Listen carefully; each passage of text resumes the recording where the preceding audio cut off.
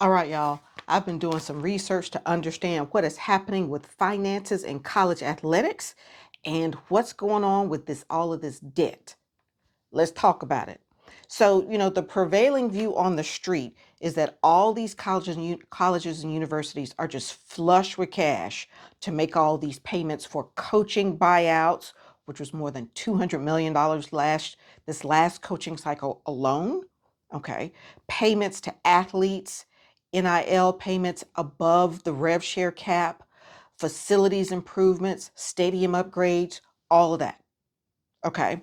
And so everybody thinks folks are just flush with cash. And I think the true answer is a bit more nuanced than that.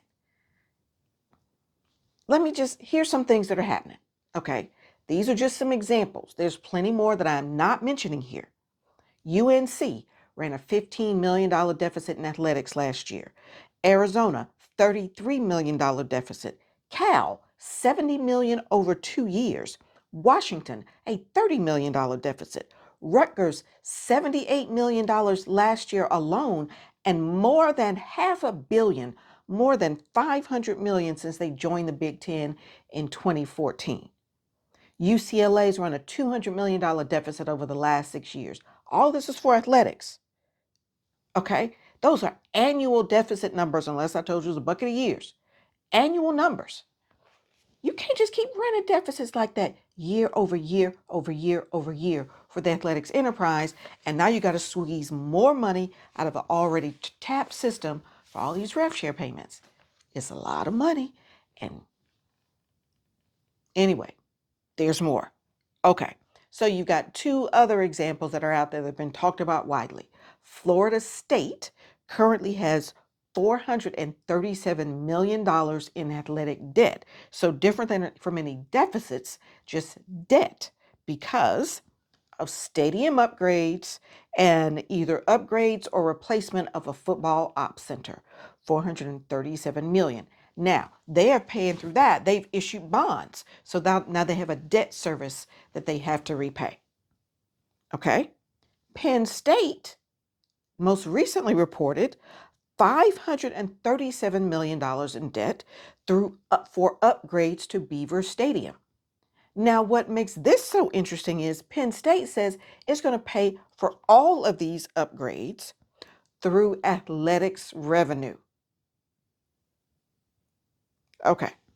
Penn State was one of the few schools that actually made money on athletics in the Big Ten last year, but not enough to pay $537 million over time simply based on athletics revenue. Okay. Now, let's go back to Florida State for a minute. I told you about that $437 million in stadium upgrades. I didn't tell you about any lingering debt they had, but here's just some samples for you. Now, in fiscal year 24, campus subsidies covered 108,000. Let me say that better. The university provided $108,000 to athletics from campus subsidies. So university sent 108,000 to athletics in 2024. In 2025, fiscal 25, that number went up to $34 million in athletic subsidies. 16% of athletic spending was covered by campus subsidies. Those are student fees and things like that. Now paying for athletics. Went from $108,000 to $33.9 million.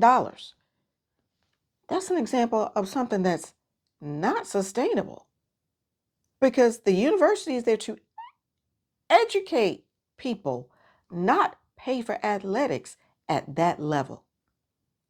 Okay, now, some other things are happening from a state law perspective. Florida has recently changed the rules that allow colleges to move millions from several sources to fund athletics. I don't know what several sources means, but it was not several sources before. It was unique sources. Arizona State, back in 2024, eliminated $300 million in debt by the athletic department by restructuring. $300 million, poof, just disappeared by restructuring. It's unclear what they did. and unclear how that restructuring just made that money disappear, but it's gone. Wisconsin, the legislature recently voted to formalize their rules around NIL, but more importantly for this discussion, they are shifting the burden for athletics facilities maintenance to the taxpayers. So now if I'm living in Wisconsin, part of my tax money is going to upkeep for the facility, for the stadium at the University of Wisconsin. Did I sign up for that? But that's now the law in Wisconsin.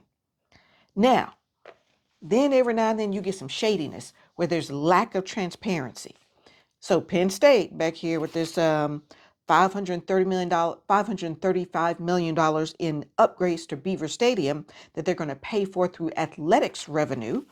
They, in 2024, entered into what they have described a landmark partnership for ticketing sales experience with this company called Elevate that is private equity backed.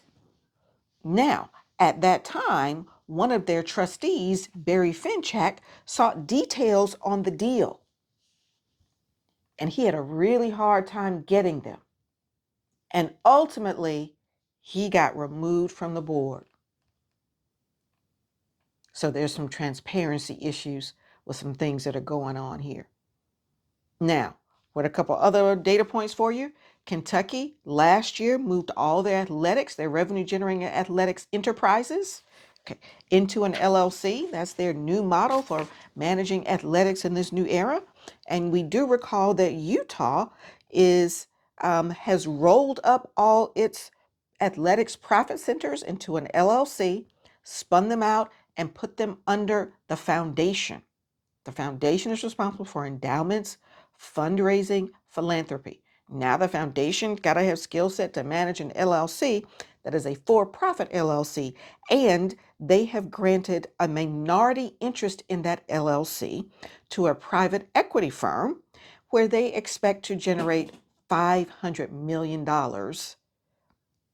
over, I think, 7 to 10 years, to go for Utah athletics. So then you're going to have a situation where Utah no longer owns all of its assets because they're never going to get that. They're never going to be able to buy that membership interest back from this private equity firm. Anyway, I'm concerned that we've got a situation that is not sustainable, but of always, I'd love to hear what you think. Let me know.